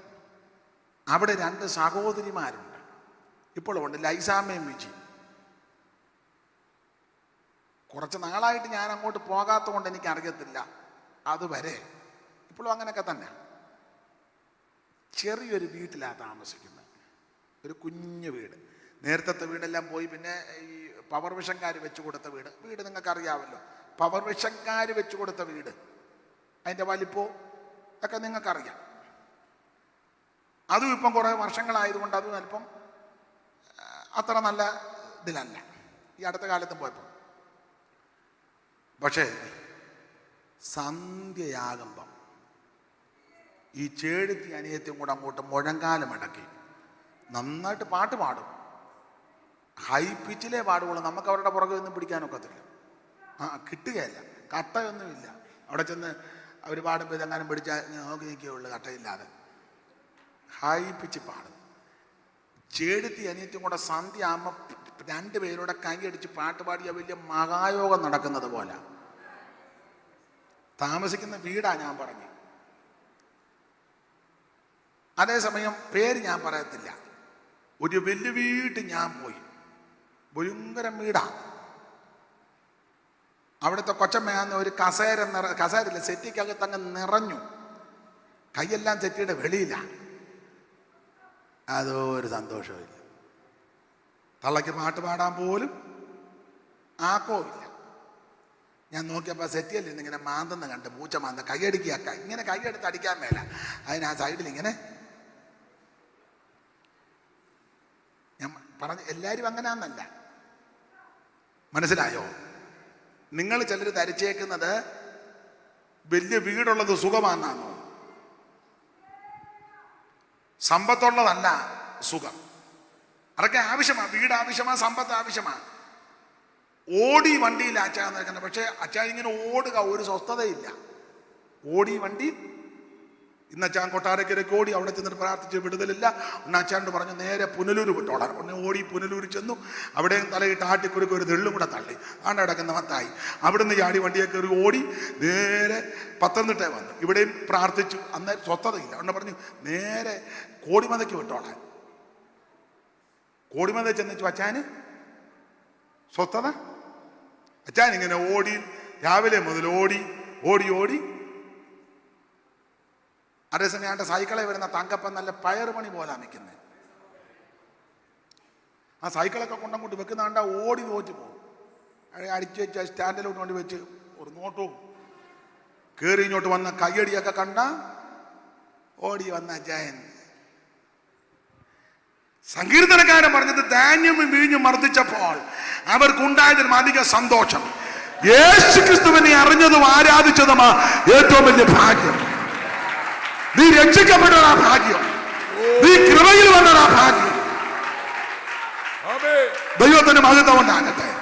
ഞാന് ഓടിച്ചങ്ങ് പോകാം. 1-ാം അധ്യായത്തിൽ ഞങ്ങൾക്ക് നിങ്ങളുടെ അടുക്കൽ നിങ്ങളുടെ പ്രവേശനം സാധിച്ചു വന്ന് ജീവനുള്ള സത്യദൈവത്തെ സേവിക്കുവാനും അവൻ മരിച്ചവരുടെ ഇടയിൽ നിന്ന് ഉയർപ്പിച്ച തന്റെ പുത്രനും വരുവാനുള്ള കോപത്തിൽ നമ്മെ വിടുവിക്കുന്നതിനുമായ യേശു സ്വർഗത്തിൽ നിന്ന് വരും. 2-ാം അധ്യായത്തിന്റെ 19 വായിച്ചത് 2:19. നമ്മുടെ കർത്താവായ യേശുവിന് മുമ്പാകെ, നമ്മുടെ കർത്താവാകുന്ന യേശു ക്രിസ്തുവിന് മുമ്പാകെ അവന്റെ പ്രത്യക്ഷത, അവിടെ കർത്താവ് പ്രത്യക്ഷപ്പെടുമെന്ന് തെളിയിച്ചു. 3-ാം അധ്യായത്തിൽ ഇങ്ങനെ നമ്മുടെ കർത്താവാകുന്ന യേശു ക്രിസ്തു തന്റെ സകല വിശുദ്ധന്മാരുമായി വരുന്ന പ്രത്യക്ഷത. 4:13 മുതലും പ്രത്യക്ഷത, 5:23 പ്രത്യക്ഷത. ഒറ്റവാക്ക് പറഞ്ഞ ഭാഗം അങ്ങ് വിടുക. യേശു വീണ്ടും വരും. തനിക്കായി കാത്തു നിൽക്കുന്ന വിശുദ്ധന്മാരെ ചേർക്കാൻ. ആ വരവിൽ ആരും കൈവിടപ്പെട്ടു പോകരുത്. ഒരു കുഞ്ഞുങ്ങളെ പോലെ നഷ്ടപ്പെട്ടു പോകരുത്. അവിടുത്തെ വരവിൽ എടുക്കപ്പെടണമെങ്കിൽ, ഹല്ലേലൂയ, അവിടുത്തെ വരവിൽ കൈവിടപ്പെടാതെ ചേർത്ത് കൊള്ളപ്പെടണമെങ്കിൽ കുറഞ്ഞ പക്ഷം രക്ഷിക്കപ്പെടണം, മാനസാന്തരപ്പെടണം, രക്ഷിക്കപ്പെടണം, വെള്ളത്തിൽ മുങ്ങി സ്നാനപ്പെടണം, ആത്മസ്നാനം പ്രാപിക്കണം, വേർപാട് പാലിക്കണം, കർക്കശമായി വേർപാട് പാലിക്കണം. സ്തോത്രം. വേർപാട് പാലിക്കാത്ത ആർക്കും മേപ്പോട്ട് പോക്ക് നടക്കുകയല്ല. കൂട്ടായ്മ ആചരിക്കണം, പ്രാർത്ഥന കഴിക്കണം, തിരുമേശ കെടുത്തോണം, വിശുദ്ധ ജീവിതം നയിക്കണം. ഓരോ ദിവസവും തന്നെത്താൻ ശുദ്ധീകരിച്ച് അവൻ യാതൊരു മാലിന്യമേശാത്ത വിധത്തിൽ ദൈവകൃപയിൽ ശരണപ്പെട്ട് ജീവിക്കുന്ന വിശുദ്ധന്മാരെ ചേർക്കാൻ അവിടുന്ന് വീണ്ടും വരും. ആട്ടെ, നിങ്ങളെ ഇങ്ങനെ പ്രസംഗിച്ചാൽ ഞാൻ അങ്ങ് പോകും. നിങ്ങൾ പറയും പുള്ളി എടുത്ത വാക്യത്തോട് ബന്ധപ്പെട്ടൊന്നും പറഞ്ഞില്ല. അതുകൊണ്ട് എടുത്ത വാക്യം ഒന്ന് വായിച്ചേ.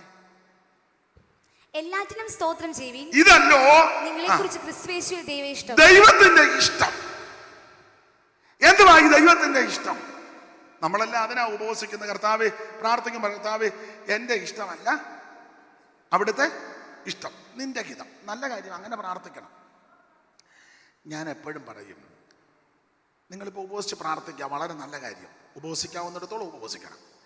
പക്ഷെ പ്രാർത്ഥിക്കുമ്പോൾ നമുക്കുള്ള വ്യവസ്ഥ അവിടുത്തെ ഇഷ്ടമേ നടക്കാവൂ.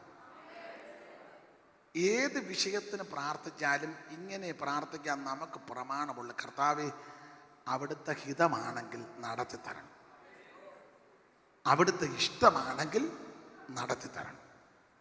അതാ ശരി പ്രാർത്ഥന. നമ്മൾ പ്രാർത്ഥിക്കുമ്പോഴൊക്കെ ഇങ്ങനെ പ്രാർത്ഥിക്കും, കർത്താവേ എൻ്റെ ഇഷ്ടമല്ല അവിടുത്തെ ഇഷ്ടം. പക്ഷെ പ്രാർത്ഥന കഴിഞ്ഞിട്ട് നമ്മുടെ ഇഷ്ടമായി പറഞ്ഞ പാസ്റ്റർ ആ വിഷയത്തിന് പ്രാർത്ഥിക്കണം കേട്ടോ, എങ്ങനെയും അത് കിട്ടണം. ഇല്ല ഞാൻ ദേശത്ത് നിന്ദിക്കപ്പെട്ടവളായി. എങ്ങനെയുണ്ട്? ദൈവഹിതത്തിനെ പ്രാർത്ഥിക്കാം. ഇതല്ലോ നിങ്ങളെക്കുറിച്ച് ക്രിസ്തുവേശുവിൽ. ഇനി മുഖവരയായിട്ട് പറയാം, എന്തൊക്കെയായി ദൈവ ഇഷ്ടം? ദൈവത്തിന്റെ ഇഷ്ടം എന്തുവാ? അത് 4-ാം അധ്യായത്തിന്റെ 3 കിടപ്പുണ്ട്. എന്തൊക്കെയാ മോളെ ദൈവത്തിന്റെ ഇഷ്ടം? 4:3. ദൈവത്തിന്റെ ഇഷ്ടമോ നിങ്ങളുടെ ശുദ്ധീകരണം. 1 ദൈവത്തിന്റെ ഇഷ്ടം നിങ്ങളുടെ ശുദ്ധീകരണം. അതാ ദൈവത്തിന്റെ ഇഷ്ടം, നമ്മുടെ ശുദ്ധീകരണം.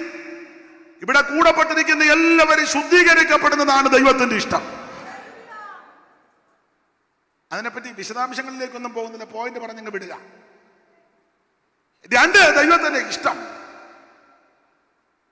നീതി പ്രവർത്തിക്കുന്നത് ദൈവത്തിന് ഇഷ്ടമാണ്. നീതി.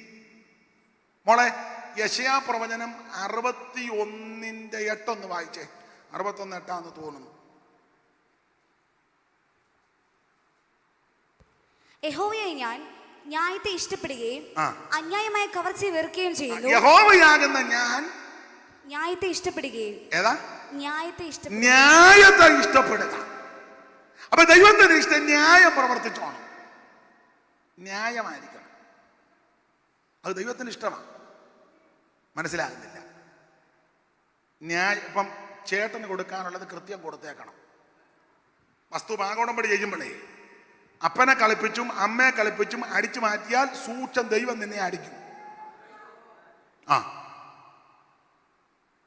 ഇങ്ങോട്ട് നോക്കേ. 5 പേരുണ്ട് സഹോദരങ്ങള്, കൃത്യമായിരിക്കണം. സഹോദരങ്ങളെ കളിപ്പിക്കരുതെന്ന് മിണ്ടുന്നില്ലല്ലോ. ന്യായമായിരിക്കണം. അപ്പനെ അമ്മയും കളിപ്പിച്ച് ആധാരം അടിച്ചു മാറ്റുന്ന വിദ്വാന്മാരുണ്ട്. അവസാനം അപ്പനെ അമ്മയെ ആർക്കും വേണ്ട. സൂക്ഷം നിന്റെ തലമുറയും ദൈവം അടിക്കും. ഇനി എന്നെ അടിക്കാനാ? ദൈവത്തിന്റെ ഇഷ്ടമാണ് ന്യായം പ്രവർത്തിക്കണം. 2 പേര് തമ്മിൽ അഭിപ്രായ വ്യത്യാസം വന്ന് പക്ഷം പിടിക്കരുത്, ന്യായമായ കാര്യം പറയണം. അല്ല കാശുള്ളവന്റെ പക്ഷം ചേർന്ന്, കനവുള്ളവന്റെ പക്ഷം ചേർന്ന്, പിടിപ്പുള്ളവന്റെ പക്ഷം ചേർന്നാൽ പിടിക്കുന്നവനെയും ചേരുന്നവനെയും അടിക്കും ദൈവം. സഭയാന്നേലും സമൂഹമാന്നേലും കഴിവുള്ളവനും കഴിവില്ലാത്തവനും, കാര്യപ്രാപ്തിയുള്ളവനും കാര്യപ്രാപ്തി ഇല്ലാത്തവനും, മിടുക്കനും മിടുക്ക് കുറഞ്ഞവനും, നിറവുള്ളവനും നിറവില്ലാത്തവനും, കാശുള്ളവനും എല്ലാവരും കാണും. പക്ഷെ ന്യായമേ പ്രവർത്തിക്കാവൂ. ഞാൻ പറയുന്ന കാര്യം നിങ്ങൾക്ക് മനസ്സിലാകുന്നുണ്ടോ? പുറകിൽ മനസ്സിലാകുന്നുണ്ടോ? ഇല്ലേ? ഉണ്ട്. അത് മതി, അത് മനസ്സിലായാൽ മതി. ബഹളമൊക്കെ ഇച്ചിരി കുറഞ്ഞാലും കാര്യം മനസ്സിലായാൽ മതി. പിന്നെ ഇത് ശാന്തമായിട്ട് മനസ്സിലാക്കി തരാനാണല്ലോ ഞാനും ഇത്രയും ദൂരം യാത്ര ചെയ്ത് ഇവിടെ വന്നത്. മനസ്സിലായി? ന്യായം പ്രവർത്തിച്ചോണം. ചില അമ്മമാരെയും കാണുന്നു, മരുമകളോട് ന്യായമേ പ്രവർത്തിക്കാവൂ. അമ്മയും മോളും കൂടി ഇരുന്ന് മരുമകളുടെ കുറ്റം പറയരുത്. അമ്മയെ കാണാൻ മോള് മാസത്തിലോ ആഴ്ചയിലോ അടുത്താണെങ്കിൽ ഒന്ന് വരും, 1 കിലോ മുന്തിരിങ്ങായും 1/2 കിലോ ആപ്പിളും. അത് കടയിൽ നിന്ന് മേടിക്കത്തില്ല, വഴിയിലിട്ട് വെക്കുന്ന കുഞ്ഞാപ്പിളില്ലേ. അപ്പൊ ഇച്ചിരി എണ്ണവും കൂടും. നല്ല കാര്യം, സാഹചര്യം അനുസരിച്ച് മേടിച്ചു. പക്ഷെ അമ്മയും മോളും കൂടെ അമ്മയുടെ മുറിക്കകത്തിരുന്ന് മരുമകൾക്കെതിരെ ടോർപ്പിടോ വെക്കരുത്.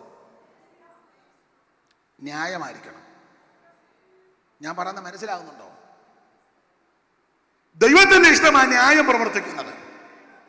ഞാൻ ആ ഭാഗം അങ്ങനെ അങ്ങ് വിടുക. ഉപവസിക്കുമ്പോൾ ഇതെല്ലാം ക്രമീകരിക്കണം, അതിനായി പറഞ്ഞു തരുന്നത്.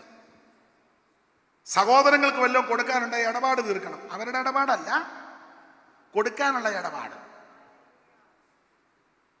പെങ്ങളുടെ വസ്തുവോ അനിയന്റെ വസ്തുവോ ചേട്ടന്റെ വസ്തുവോ അടിച്ചു മാറ്റിയിട്ടുണ്ടെങ്കിൽ അപ്പനും വല്യപ്പനും ചാകാറായി കിടന്നപ്പം അപ്പച്ചനെ അമ്മച്ചിയെ നോക്കാനാന്നും പറഞ്ഞ് വന്ന് കള്ളയോപ്പെല്ലാം ഇടിയിപ്പിച്ച് ആധാരം അടിച്ചു മാറ്റിയെങ്കിൽ സൂക്ഷം അത് ഇടപാട് തീർത്തോണം.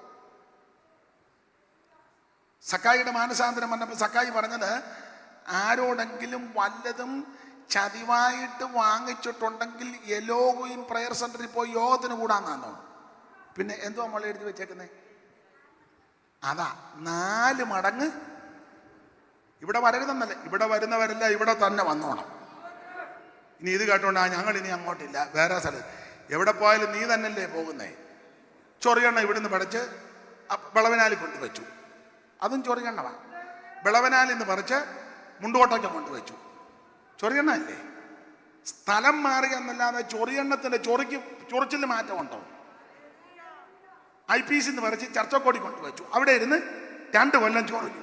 ചർച്ചക്കോടി നിന്നെടുത്ത് അസംബ്ലീസ് കോടി കൊണ്ടുവച്ചു, അവിടെ ഇരുന്ന് 2 കൊല്ലം ചൊറിഞ്ഞു. അവിടെ നിന്നെടുത്ത് TPM കൊണ്ടുവച്ചു, അവിടെ ഇരുന്ന് അവിടെ പിന്നെ ചൊറിയാനൊക്കെ അവർ പൊരിപ്പിക്കും. നീ വിളച്ചിൽ എടുത്തോണ്ട് അങ്ങോട്ട് ചെന്ന സ്ഥലമല്ല മാറേണ്ടത്, നമുക്കാ മാറ്റം വരേണ്ടത്. അതുകൊണ്ട് എലോഹിയും പ്രയർ സെന്റർ എന്തുവാ, ഗോസ്ബൽ സെന്റർ, ഇവിടെ വന്ന് ആരാധിക്കുന്ന ദൈവമക്കൾ ഇവിടെ തന്നെ വാ. പക്ഷേ രൂപാന്തരം ഉണ്ടാകണം. സ്തോത്രം. ന്യായമേ പ്രവർത്തിക്കാം. അന്യായത്തിന് നീ കൂട്ടു നിൽക്കരുത്, ന്യായക്കേടിന് കൂട്ടു നിൽക്കരുത്. അത് ദൈവത്തിന്റെ ഹിതമാണ്.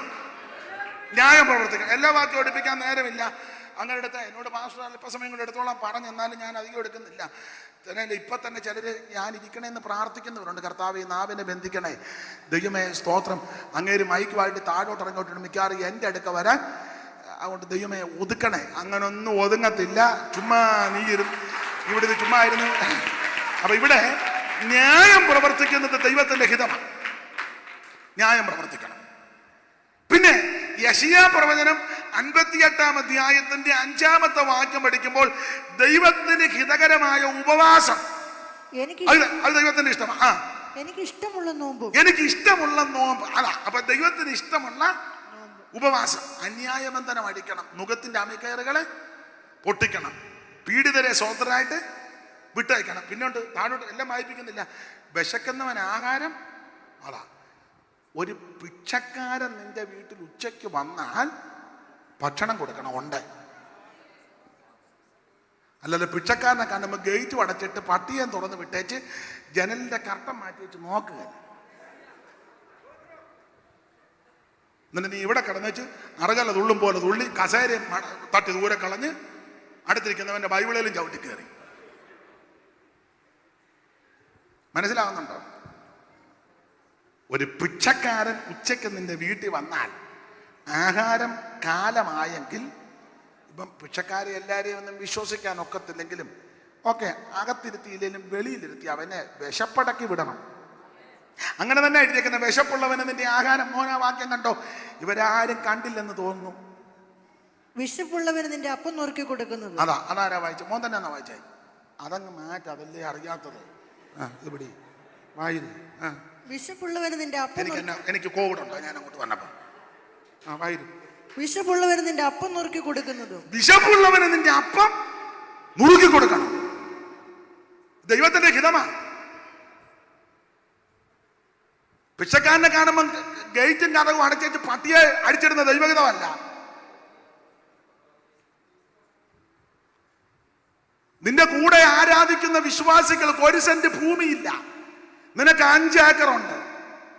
അവനൊരു 5 സെന്റ് സ്ഥലം കൊടുക്കണം. 5 കൊടുത്താൽ മതി. 5 ഏക്കർ ഉണ്ടല്ലോ, 5 കൊടുത്താൽ മതി.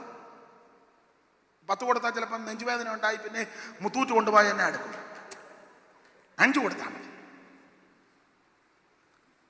ദൈവഹിതമാണിത്. സ്തോത്രം. അമ്മാമ്മയ്ക്ക് കാഞ്ചീപുരത്തിന്റെ 15 സാരി, കാഞ്ചീപുരത്തിന്റെ. നിന്റെ കൂടെ ആരാധിക്കപ്പെടുന്ന സാധു സഹോദരിക്ക് ഒരു നല്ല സാരി ഇല്ല. 15 ഉണ്ടെങ്കിൽ 1 കൊടുക്കാവോ? പറ. നിങ്ങൾ എവിടുന്ന് കൊടുക്കാനാ? കൊടുക്കുന്ന അവര് കൊടുക്കണ. അത് നിങ്ങൾ കണ്ടുപിടിന്ന് പറയാ കൊടുക്കാൻ. എവിടുന്ന് കൊടുക്കാനാ?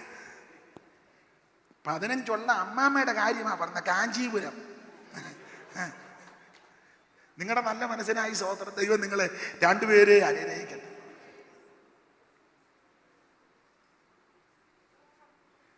5000 ചുരിദാറാ. പക്ഷെ നിന്റെ കൂടെ ആരാധിക്കാൻ പറ്റുന്ന ഒരു സഹോദരിക്ക് 500 രൂപയുടെ പോലും ചുരിദാർ മേടിക്കാൻ നിർവാഹമില്ല. നീ കൊടുക്കണം. ദൈവഹിതമാണ്,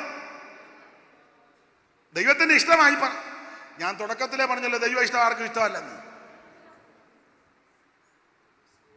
നീ 5 കോടിക്ക് വീട് പണിയ 5 കോടി, നിന്റെ കൂടെ ആരാധിക്കുന്ന സഹോദരന് 2 മുറി പണിത് തേക്കാൻ നിർവാഹമില്ല, കതക് വെക്കാൻ നിർവാഹമില്ല. നിന്റെ പട്ടിക്കൂടിന് 10 ലക്ഷം രൂപ. ഇപ്പൊ പട്ടിക്കുമൊക്കെ ഭയങ്കര വിലയുള്ള പട്ടിയെ 75,000 രൂപയ്ക്കൊക്കെ പട്ടിക്ക്. എന്നാ പട്ടിയാന്ന് പട്ടി, അതിന്റെ കൂട്. ഈയിടെ ഒരു സ്ഥലത്ത് ചെന്നപ്പോൾ ഒരുത്തന്റെ പട്ടിക്കൂടിനകത്ത് AC. അയ്യോ എന്നൊക്കെ കണ്ട നടന്ന കാര്യമാണ്. പട്ടിക്കൂടിന് AC.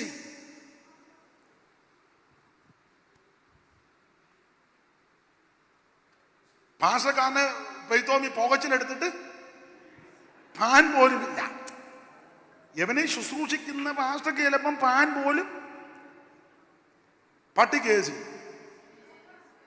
പട്ടിയുടെ ഒരു യോഗം.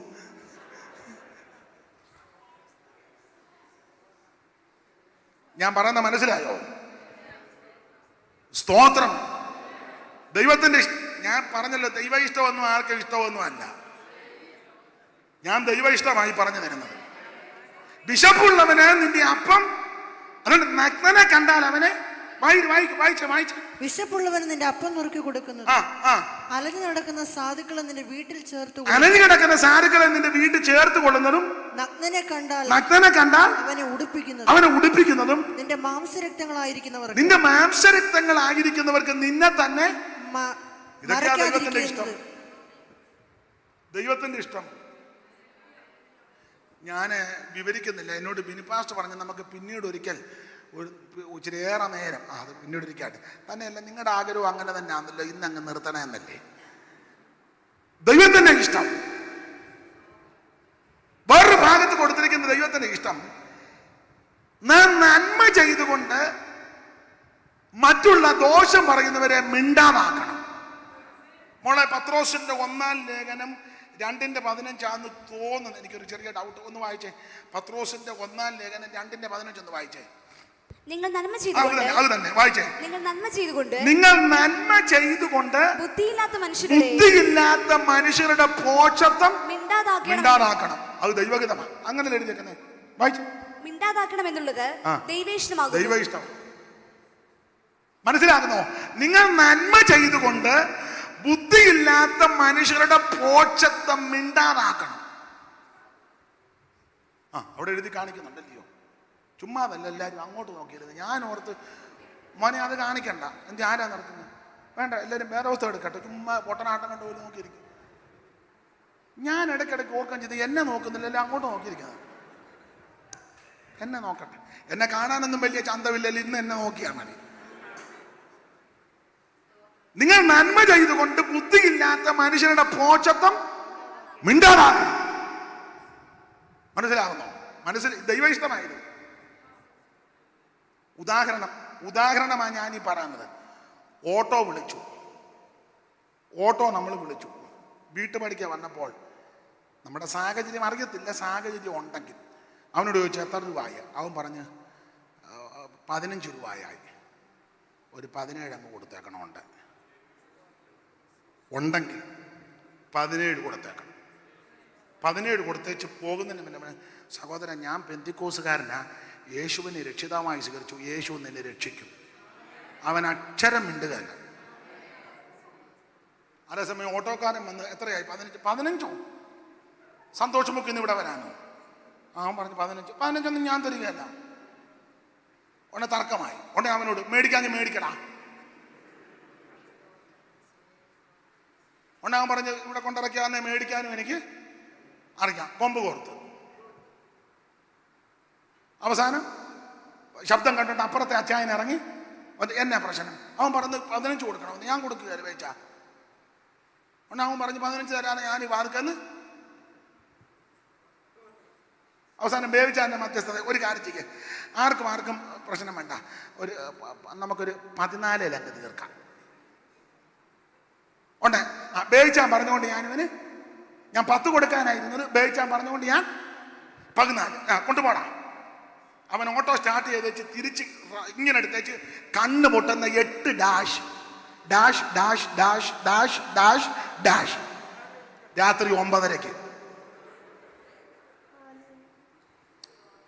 പിറ്റേന്ന് നീ ഞായറാഴ്ച വേറെ പുസ്തകം സംഗീത രത്നാവലി സിയോങ്കിതാരായിട്ട് ആ മുക്കി നിൽക്കും. അവൻ പറയും താൻ്റെ ഡാഷ് നിൽക്കുന്നെന്ന്. ഞാൻ പറയുന്ന മനസ്സിലായോ? അതേസമയം നീ അവന് 15 നിന്റെ കയ്യിൽ ഉണ്ടെങ്കിൽ, ഇല്ലാത്തവന് കൊടുക്കാനൊക്കത്തില്ല, ഉണ്ടെങ്കിൽ അവൻ 15 ചോദിച്ചു. ഇപ്പൊ കോവിഡൊക്കെ അല്ലേ, ഇന്ന് 17 ഇരിക്കട്ടെ, യേശു രക്ഷിക്കും കേട്ടോ. ഇതൊന്നും ആകത്തില്ലെന്ന് ഞങ്ങൾക്കറിയാം, ദൈവം രക്ഷിക്കും. നീ ഞായറാഴ്ച സിയോങ്കിതാവലിയായിട്ട് സന്തോഷം മുക്കി നിൽക്കുമ്പോൾ അവൻ സ്പീഡ് പോകാൻ മേലെ നിന്നെ കാണുമ്പോൾ ചവിട്ടി നിർത്തും. എങ്ങോട്ടാ അച്ഛൻ കയറാൻ പറയും.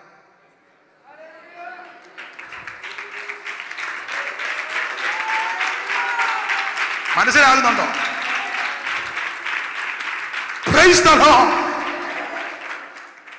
നന്മ ചെയ്തുകൊണ്ട് ബുദ്ധിയില്ലാത്ത മനുഷ്യരുടെ പോഷത്വം മിണ്ടാനാണ്. മനസ്സിലായോ? പറയാൻ ഉദാഹരണം പറയാം. ഞാൻ ഉദാഹരണമല്ല, ഉടക്കുണ്ടാക്കരുത്. വീട്ടിലിപ്പോൾ ഉണ്ടെന്ന് വിചാരിച്ചു. പശു അല്ലേ, ആട്, പശു കറവയുള്ളതാണ്.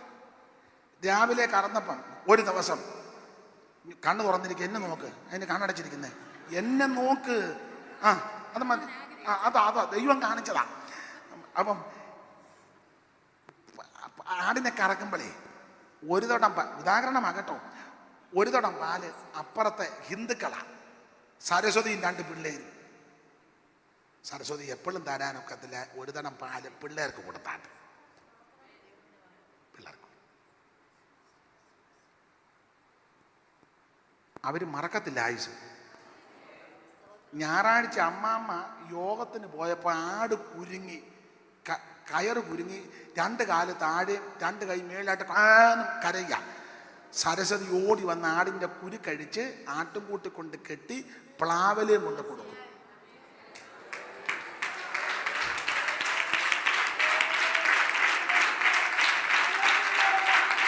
സ്തോത്രം. നിങ്ങൾ നന്മ ചെയ്തുകൊണ്ട് ബുദ്ധിയില്ലാത്ത മനുഷ്യരുടെ പോഷത്വം മിണ്ടാനാക്കണം. കേരളത്തിലെ, ഇന്ത്യയിലെ അല്ല ലോകത്തിലെ പെന്തിക്കോസുകാരെല്ലാം ഈ വിധത്തിൽ ഇടപെട്ടിരുന്നെങ്കിൽ 100 കണക്കിന് ആൾക്കാർ മാനസാന്തരപ്പെട്ട് ഈ മാർഗത്തിൽ വന്നേനെ.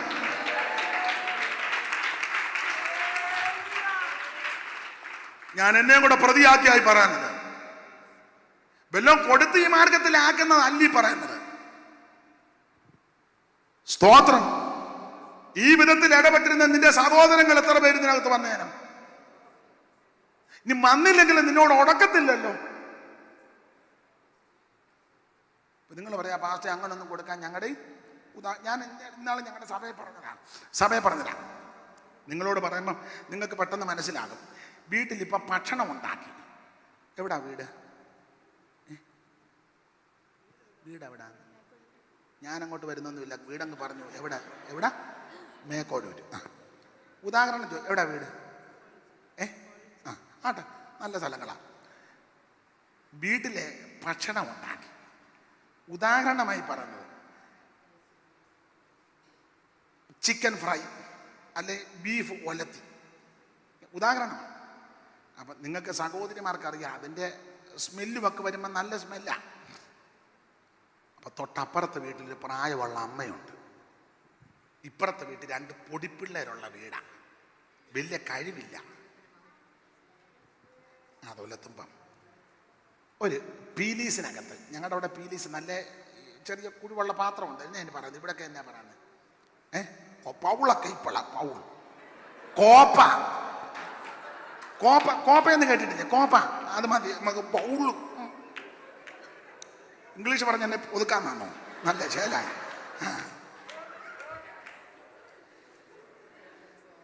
ആ കുഴിവുള്ള പാത്രം, ഇനി ബൗള് തന്നെ ഉടക്കുണ്ടാക്കണ്ട, ബൗള് തന്നെ ഇരിക്കണം.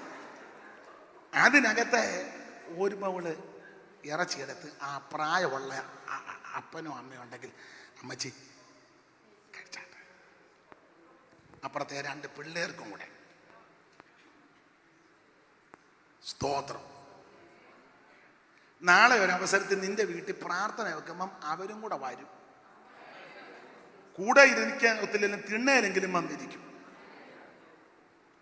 അഥവാ അവിടുത്തെ വീട്ടിലെ അപ്പൻ അഥവാ ഉടക്കാൻ മിണ്ടിപ്പോരുന്ന തള്ള പറയും, എനിക്ക് കന്നത്തിൻ്റെ നിങ്ങൾ മിണ്ടായിരിക്കും, നിങ്ങൾ ആ കൊച്ചെനിക്ക് ഇറച്ചി കൊണ്ട് തന്നതാ,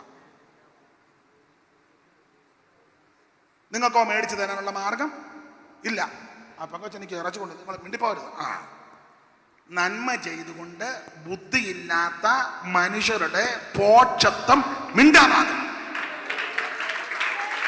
അത് ദൈവഹിതമാണ്.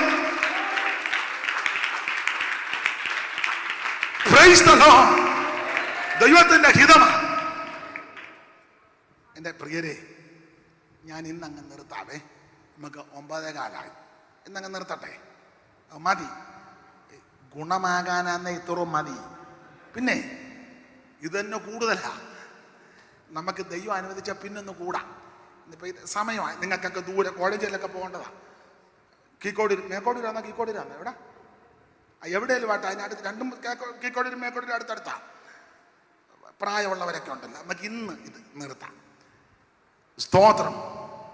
ആ പോയിന്റ് നിങ്ങളുടെ അകത്ത് നിന്ന് രാത്രി മതിക്കണം. നന്മ ചെയ്തുകൊണ്ട് ബുദ്ധിയില്ലാത്ത മനുഷ്യരുടെ പോഷത്വത്തെ മിണ്ടാതാക്കണം. മിണ്ടാതാക്കണം. ഞാൻ ഉദാഹരണങ്ങളായി പറയുന്നത്. ഉദാഹരണമാണ്. സ്കൂൾ തുറക്കാൻ പോവുക, 10 ബുക്ക് നമ്മുടെ കുഞ്ഞിന് മേടിച്ചു കൊടുക്കുമ്പോൾ 2 ബുക്ക് അപ്പുറത്തെ കൊച്ചിനോട് മേടിച്ചു കൊടുത്തേക്കണം.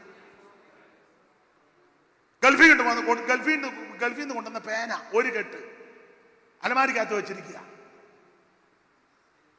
നല്ല കാര്യം. അത് 2 എടുത്ത് അപ്പുറത്തെ കൊച്ചിനോട് കൊടുത്തേക്കണം. അവൻ കുത്തി വരയ്ക്കോ, അവന് കൊടുത്ത അവൻ കുത്തി വരയ്ക്കും. അവൻ എഴുതി പഠിക്കത്തില്ല. അത് നീ എന്തിനറിയുന്ന? അവൻ കുത്തി വരയ്ക്കോ ഒപ്പിടുകോ. നമ്മളെന്തിനാ 2 കൊടുത്തേക്കണം? സ്തോത്രം. നന്മ ചെയ്യണം. ചെയ്യേണ്ട ആൾക്കാരുടെ ലിസ്റ്റുണ്ട്. ഇങ്ങോട്ട് തിരിച്ച് ചെയ്യാൻ പറ്റാത്തവന് ചെയ്യണം. അങ്ങനുണ്ട്. നമ്മൾ ചെയ്യുന്നതല്ല. അമ്മാമ്മേ ഞങ്ങളുടെ വീട്ടിൽ ഫുഡ് കഴിക്കാൻ വരണേ, തിരിച്ച് പിറ്റേ ആഴ്ച അമ്മാമ്മ അച്ഛനോട് പറഞ്ഞ് നമ്മളെ അവർ വിളിച്ചതാണ്, നമുക്ക് അവര് അതല്ല പ്രമാണം. ഒരു ഗതിയില്ലാത്തവനെ വിളിക്കണം. ഇങ്ങോട്ട് ചെയ്യുന്നവനെ അല്ല വിളിക്കേണ്ടത്, ചെയ്യാൻ മാർഗമില്ലാത്തവനെ. ഇപ്പൊ നിങ്ങൾ അയ്യോ അതാരാ പാസ്റ്റർ, ഞാൻ ലിസ്റ്റ് തരാമല്ലോ, എൻ്റെ കയ്യിൽ എത്ര എണ്ണം ഇരിക്കുന്നു, നിങ്ങൾ തപ്പി വിഷമിക്കുമൊന്നും വേണ്ട. നന്മ ചെയ്യുന്നതിൽ മടുത്തു പോകരുത്. നന്മ ചെയ്യുവാനും കൂട്ടായ്മ കാണിപ്പാനും മറക്കരുത്. ഈ വക യാഗത്തിലല്ലോ ദൈവത്തിന്റെ ഹിതമായത്. അതുകൊണ്ട് ഈ ഉപവാസ പ്രാർത്ഥനയ്ക്ക് വലിയ ബഹളവും വെപ്രാളവും ഒന്നും നടന്നില്ലെങ്കിലും ദൈവ ഇഷ്ടത്തിനൊന്ന് സമർപ്പിക്കുക. ഇന്ന് രാത്രി തീരുമാനമെടുക്ക്. കർത്താവേ, എൻ്റെ ഇഷ്ടമല്ല, അവിടുത്തെ ഹിതത്തിന് സമർപ്പിക്കുക. ദൈവഹിതത്തിന് നമ്മെ ഏൽപ്പിക്കാം. നിങ്ങൾ ഈ വാക്യം മറക്കരുത്. ഇനി ഒരു അവസരത്തിൽ ദൈവം അനുവദിച്ച് ഇവിടെ വരുമ്പോൾ ഈ വാക്യത്തിൽ നിന്നായിരിക്കും ശുശ്രൂഷിക്കുന്നത്. ഇതിൻ്റെ ഒരു മുഖവര മാത്രമേ ഇന്ന് പറഞ്ഞിട്ടുള്ളൂ. ഇതിൽ നിന്നായിരിക്കും ശുശ്രൂഷിക്കുന്ന ദൈവം അനുവദിക്കുകയാണെങ്കിൽ. ഇന്ന് രാത്രി കേൾക്കപ്പെട്ട ഇവിടെ പ്രഗത്ഭരായ ദൈവദാസന്മാരാ പകലും വൈകിട്ടുമൊക്കെ വന്ന് ശുശ്രൂഷിക്കുന്നതെന്ന് എനിക്കറിയാം. ഞാൻ വന്നിരുന്നപ്പോൾ ചോദിച്ചു. പുള്ളി ആൾക്കാരുടെ പേര് എന്നോട് പറഞ്ഞു. ഇനി വരുന്നവരുടെ പേര് പറഞ്ഞില്ല, അത് ചോദിക്കാൻ അവസരം കിട്ടിയില്ല. വളരെ നല്ലത്. അതിനിടയ്ക്ക് ഒരു ചെറിയ മെസ്സേജാണ്. ദൈവഹിതം നടക്കണം, നമ്മുടെ ഇഷ്ടമൊന്നുമല്ല. അതുകൊണ്ട് ഏത് വിഷയത്തിന് പ്രാർത്ഥിച്ചാലും ഇങ്ങനെ പ്രാർത്ഥിക്കാവൂ: കർത്താവേ, അവിടുത്തെ ഹിതമാണെന്ന് നടത്തി തരണം, അവിടുത്തെ ഇഷ്ടമാണെങ്കിൽ മാത്രം നടത്തി തരണം. നമ്മുടെ ഇഷ്ടമൊന്നുമല്ല, ദൈവഹിതത്തിന്. എല്ലാവരും പ്രാർത്ഥിച്ചാട്ടെ.